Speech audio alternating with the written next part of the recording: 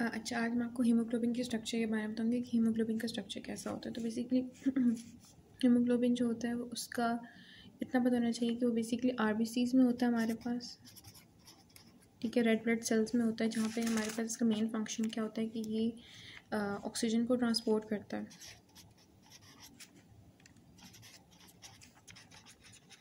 Oxygen को transport करता है, कहाँ से कहाँ पे ऑक्सीजन को ट्रांसपोर्ट करता है, बेसिकली लंग से कैपिलरीज तक ऑक्सीजन को ट्रांसपोर्ट करता है हमारे पास, ठीक है।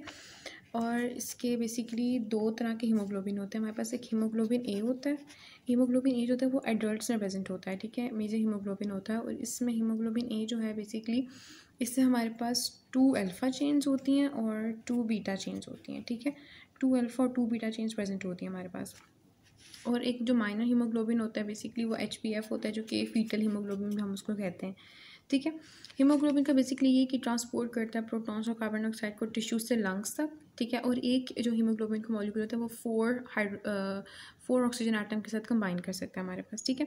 तो बेसिकली इसका क्वाटनरी स्ट्रक्चर होता है, ठीक है। क्वाटनरी बेसिकली टेट्रामेरिक स्ट्रक्चर हम इसको कहते हैं, ठीक है। It has a tetrameric structure.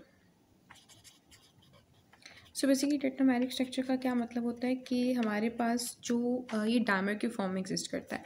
कैसे डायमर के फॉर्म में एग्जिस्ट करता है, बेसिकली हम बताया ना कि 2 अल्फ़ा और 2 बीटा चेंज होती हैं। तो ऐसा होता है कि अल्फ़ा 1 बीटा 1 और अल्फ़ा 2 बीटा 2, या इसको हम सिंपली ज़्यादा बेहतर होगा कि हम इसको अगर कहते हैं कि अल्फ़ा बीटा 1 अल्फ़ा बीटा 2, ठीक है।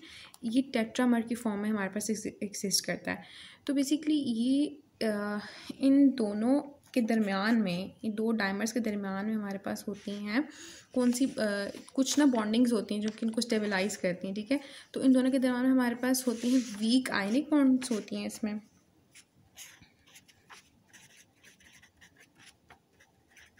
Week ionic and hydrogen bonds होती हैं दोनों के दरमियान में हमारे पास, ठीक है।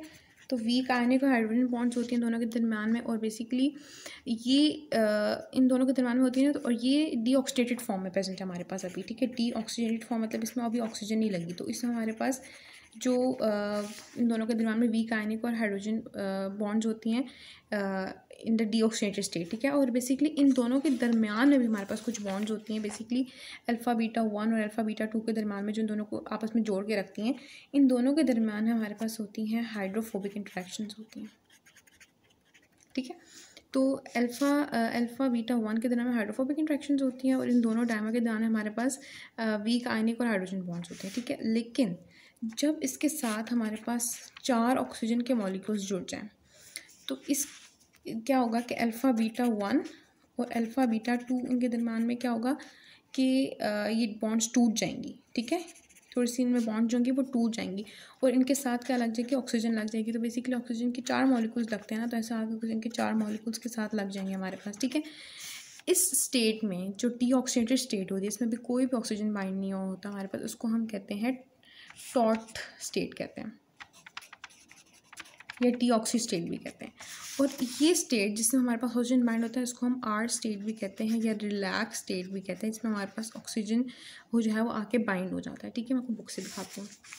बेसिकली ये देखें, अब ये 2 डायमर्स हैं हमारे पास, इन दोनों डायमर के दरमियान में वीक आयनिक और हाइड्रोजन बॉन्ड्स हैं, या डीऑक्सीडेटेड स्टेट में।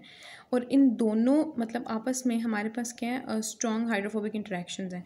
लेकिन यूं ही हमारे पास 4 ऑक्सीजन के मॉलिक्यूल्स आके इसके साथ बाइंड हुए, इन दोनों के दरमियान में ये जो बॉन्ड्स हैं ये भी टूट जाएंगे, हाइड्रोफोबिक बॉन्ड्स, इसको हम कहते हैं रिलैक्स स्टेट या आर स्टेट कहते हैं हम, ठीक है। अच्छा, बस ये आज हीमोग्लोबिन का स्ट्रक्चर था।